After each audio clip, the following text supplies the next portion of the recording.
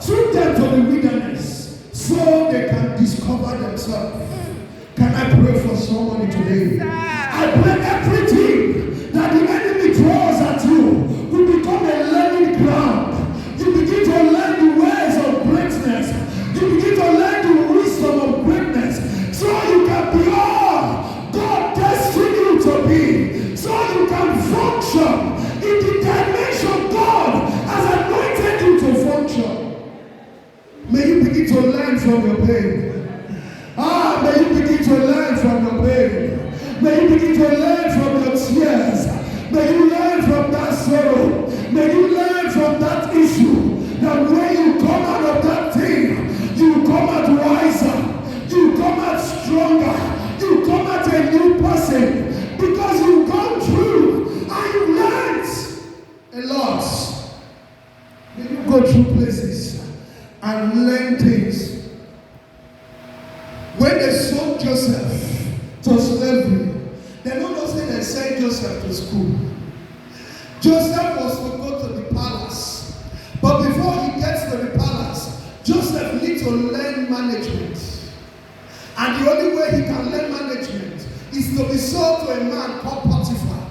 The Bible says, and Joseph was in charge of everything in Potiphar's house. To the extent, the only thing Potiphar knows was just the food in front of him. Joseph was in charge. He might not have understood. He might still be crying of the things his brothers did to him. But unknowingly to him, they sent him to school to learn things for his greatness. Can I prophesy over somebody? Everything they sent to bring you down, may God use it to lift you up. Everything that was sent to make you cry, may God use it to teach you lesson. Everything that was sent to break you down, may God use them to make you up. May God use them to make you up. May God use them to raise you. In the name of Jesus, your pain will raise you up. Your tears will raise you up. Your challenges will raise you up. In the name of Jesus. In the name of Jesus. In the name of Jesus. May all you go build you up. Build you so strong. Build you so strong that you are a man or woman of strength. Because you know the things you've been through. Because you know the things you've been through. And I look at David. David was, as many will say, possibly he was an illegitimate child. Which means possibly the father of David had him out of wedlock. But for one reason, when Samuel came to the house of David, Jesse, they did not call David at first. David was not called because a man of God was there. And Jesse wanted to bring only the sons that were known. And when all of them come, Jesse said, no. It's not this one. There is one, there's somebody else. Then Jesse knew. I know if he hide them again. There's one in the bush. And Samuel said, nobody sits down. Go and call the young man. Now my point is this. David possibly was an illegitimate child. But we can't argue on that because we're not giving all the details. But for one reason,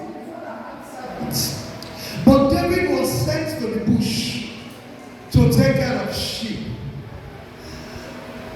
And the others were sent to the military. Important role. Unknowingly to Jesse, he sent David to university. Because while David was in the bush, he was writing songs for God. He was singing to sheep. He was training himself. And at the same time, he needed his catapult to feed. And he looked stupid to man. But God was giving David the tool he needed for his destiny.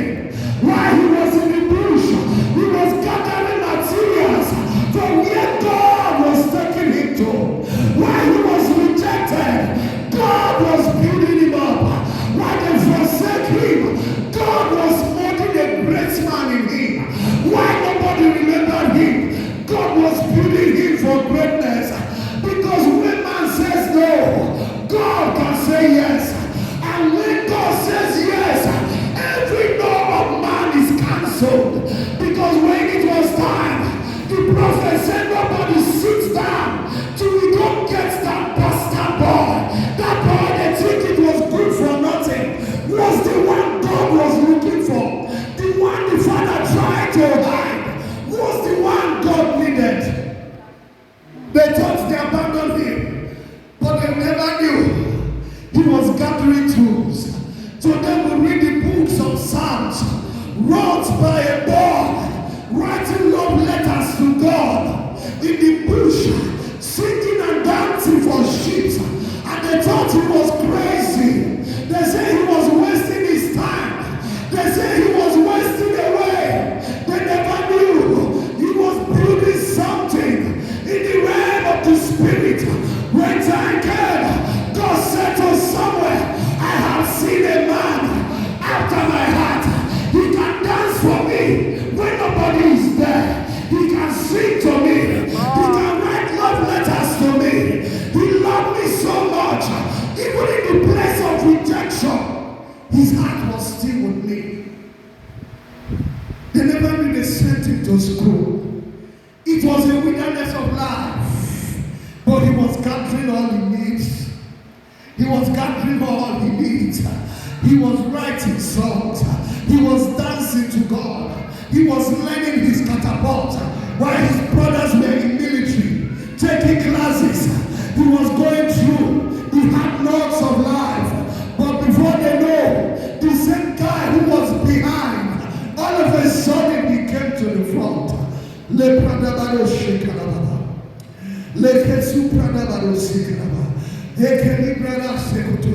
He came to the front. Because everything you go through, God will use it to raise you. Every pain you suffer, God will use it to elevate you. In the name of Jesus. Men might not understand the things you had to go through. People might not understand the days you had to cry, the days you had to beg, the days you had no food, the days there was no money in your pocket. But God is working out something in your life. And when God begins to bless you, they begin to think you did something else. When God begins to turn your story around, they begin to think, say, you don't put hands somewhere. No, God is rewarding you. He said to the children of Israel, he said, for your troubles, I'm giving you double. For everything you cried, everything you lost, I'm giving you a double. I'm giving you a double. And that same boy that was behind, no education, no nothing, but was trained by the wilderness of life, became the king. Can I prophesy over somebody? Yes, sir. I don't know where men rejected you.